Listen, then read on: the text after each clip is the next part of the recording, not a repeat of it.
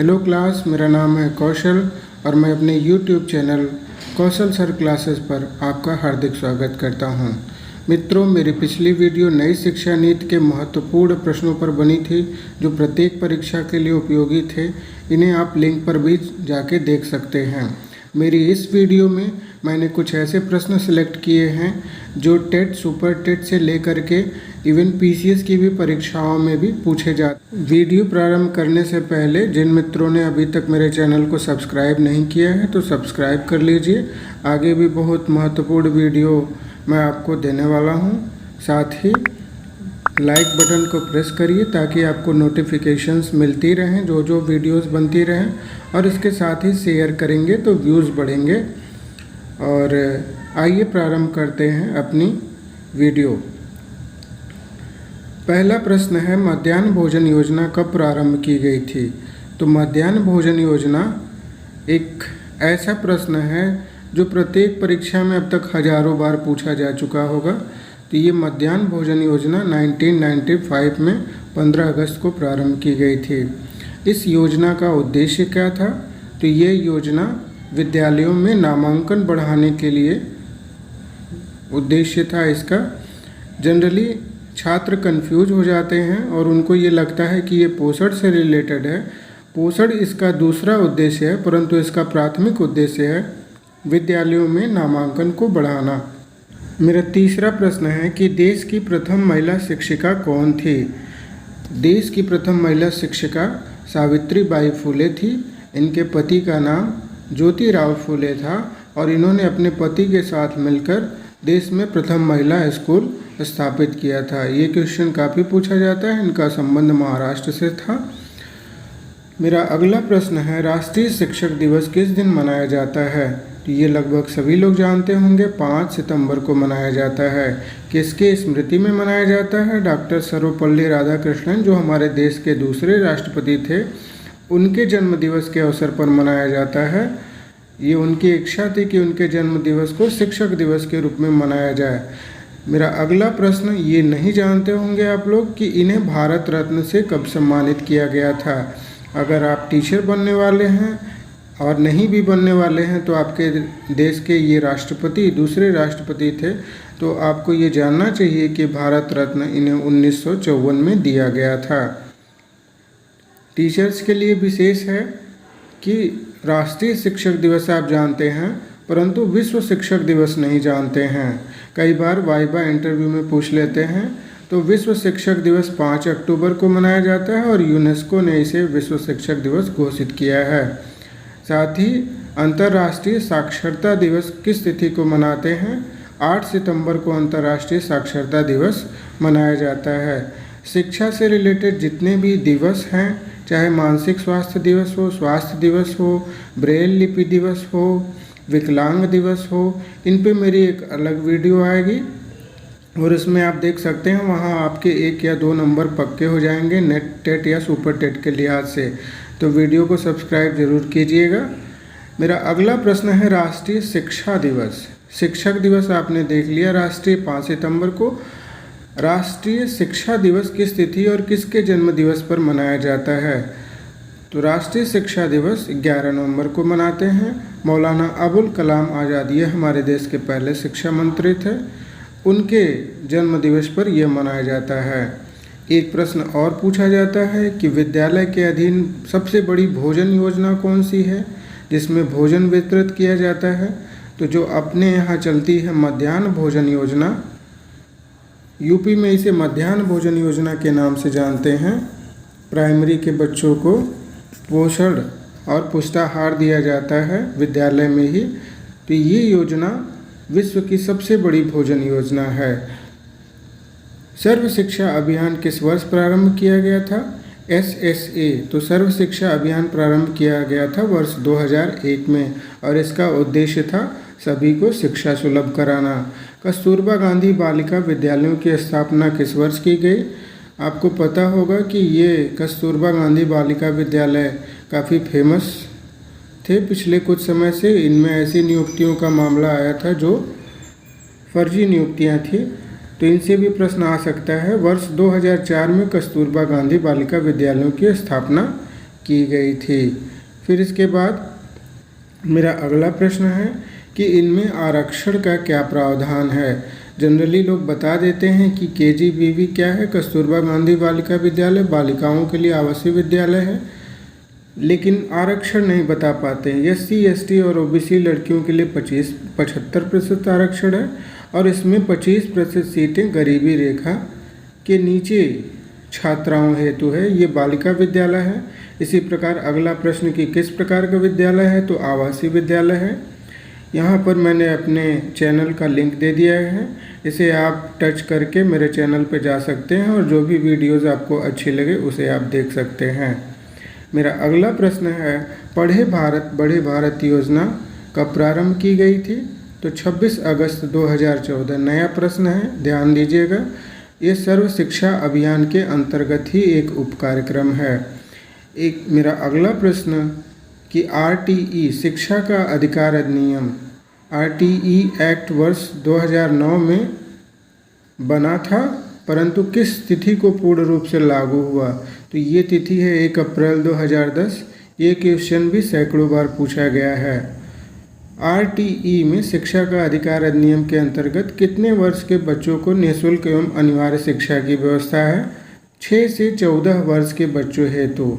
Generally लोग date याद कर लेते हैं पर एज याद नहीं करते।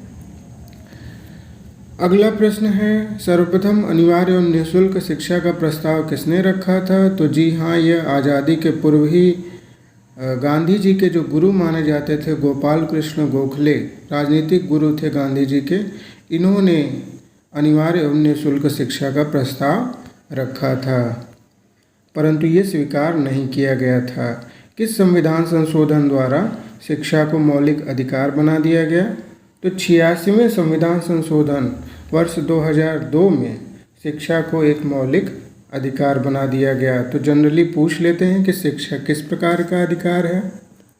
शिक्षा नागरिक अधिकार है, शिक्षा विधिक अधिकार है, संवैधानिक अधिकार है। तो यहाँ पर एक जो क्वेश्चन बनता है, शिक्षा एक मौलिक अधिकार है और ये किस अनुच्छेद के अंतर्गत है, तो अनुच्छेद 21A 21 का ए के तहत यह एक मौलिक अधिकार है। अनुच्छेद 45 में क्या कहा गया है, ये सभी शिक्षा से रिलेटेड अनुच्छेद हैं तो इन्हें ध्यान रखिएगा, याद कर लीजिएगा। अनुच्छेद 45 नीति निर्देशक तत्वों में आता है और इसमें शिक्षा के संदर्भ में यह कहा गया है कि राज्य यानी कि जो गवर्नमेंट है, सरकार है, चाहे वो केंद्र हो चाहे राज्य हो, प्रारंभिक बाल्यावस्था देखरेख एवं 6 वर्ष के बालकों को शिक्षा प्रदान करेगा।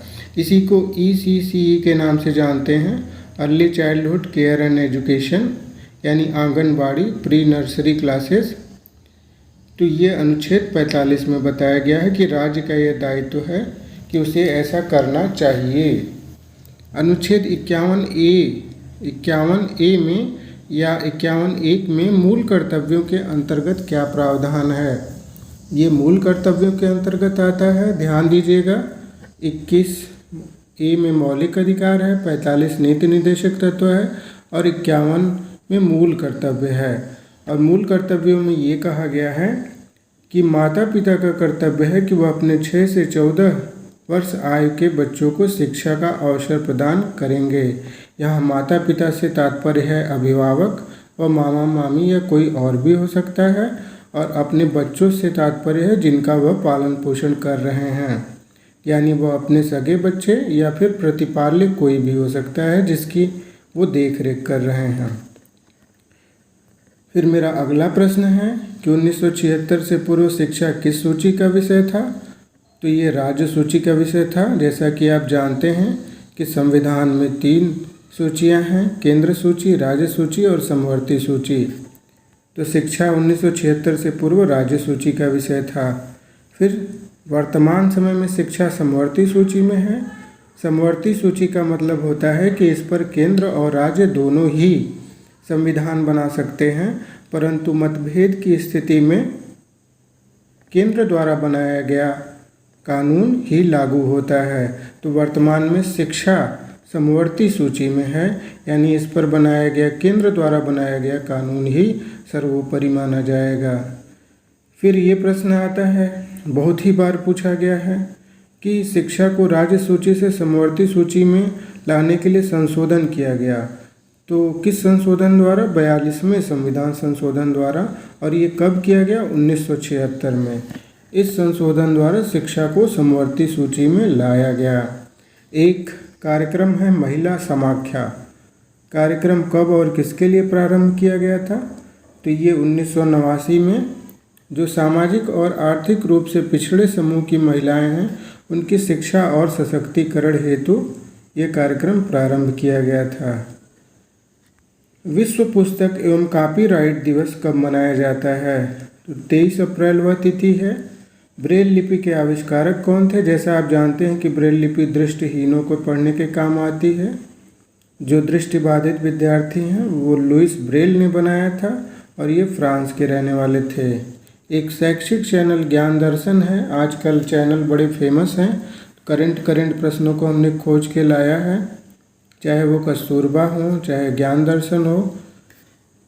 तो ज्ञान दर्शन शैक्षिक चैनल 26 जनवरी 2001 को प्रारंभ किया गया था।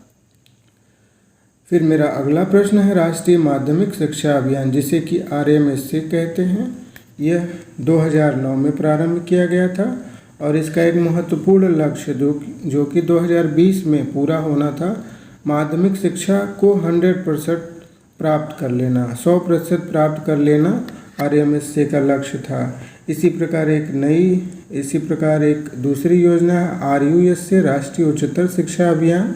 यह 2013 में आरंभ किया गया था। UGC अब समाप्त होने वाली है, तो आपसे ये पूछा जा सकता है कि UGC की स्थापना कब हुई थी? 28 दिसंबर 1953। इसी प्रकार NCERT 1961 में स्थापित हुआ था। राष्ट्रीय साक्षरता मिशन 1988 में और राष्ट्रीय अध्यापक शिक्षा परिषद यानी कि NCT की स्थापना 1995 में की गई थी। एक संस्था है केंद्रीय शिक्षा सलाहकार बोर्ड जिसे कि CABE कहते हैं। इसका गठन कब किया गया था? तो इसमें थोड़ा ध्यान देने वाली बात है कि इसका गठन 1920 में किया गया था, परंतु 1923 में इसे भंग करके पुनः 1935 में गठन कर दिया गया था। तो कहीं कहीं आपको ऑप्शन में 1935 मिलता है, कहीं कहीं 1920 मिलता है। तो ऐसे हालत में एक ही मिलता है, दोनों नहीं मिलता है, तो 1920 या 35 आप लगा सकते हैं। CBSE आप लोग जानते होंगे, केंद्रीय माध्यमिक शिक्षा बोर्ड। इसकी स्थापना 1929 में की गई थी। और लास्ट में एक क्वेश्चन है, सर्वाधिक और न्यूनतम साक्षरता वाला राज्य। तो सर्वाधिक साक्षरता केरल की है, न्यूनतम साक्षरता बिहार की है।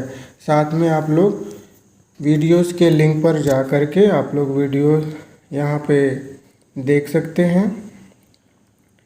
इसको कौशल सर क्लासेस में जा कर के आप YouTube पे बाकी वीडियोस देख सकते हैं। और कहीं आपको कुछ कमी लगे तो अवश्य बताइएगा। साथ ही इसे सब्सक्राइब, लाइक और शेयर करिए।